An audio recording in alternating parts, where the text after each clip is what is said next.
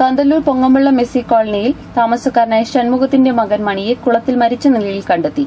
കാന്തല്ലൂർ കോൺഗ്രസ് മണ്ഡലം പ്രസിഡന്റായ തമ്പിയം പോളിന്റെ വീട്ടിലെ കാര്യസ്ഥനായിരുന്നു മരിച്ച മണി. തമ്പിയം പോളിന്റെ വീട്ടുവളപ്പിൽ കൃഷിക്ക് വെള്ളം തിരിച്ചുവിട്ട് പെയിന്റ് പണിക്ക് വന്നിരുന്നവരോട് സംസാരിച്ചതിനു ശേഷം മണിയെ പിന്നീട് ആരും കണ്ടിരുന്നില്ല.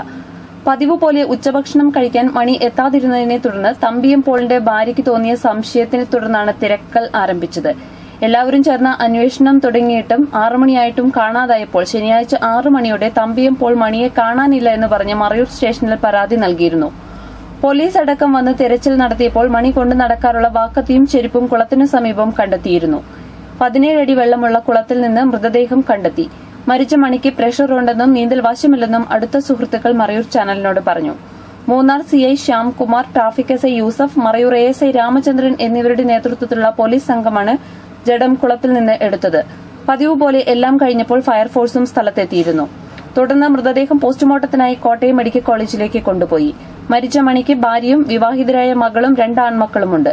കാൽ വഴുതി കുളത്തിൽ വീണ് ശ്വാസം മുട്ടി മുങ്ങി മരിച്ചതാണെന്നാണ് പോലീസിന്റെ പ്രാഥമിക നിഗമനം.